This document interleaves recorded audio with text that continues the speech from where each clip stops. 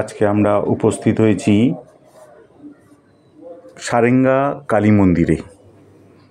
গঙ্গা নদীর তীরে অবস্থিত অতি মনোরম পরিবেশ, এবং এখানে বিভিন্ন ধরনের মূর্তিও আপনারা দেখতে পাবেন, স্ট্যাচু বলা যায়।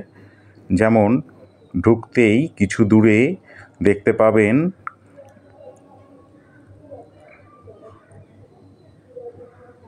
বামাখ্যাপার মূর্তি, তার উপরে বাবা ভোলা মহেশ্বর এবং রয়েছেন মহাপ্রভু ভগবান শ্রীকৃষ্ণের মূর্তি।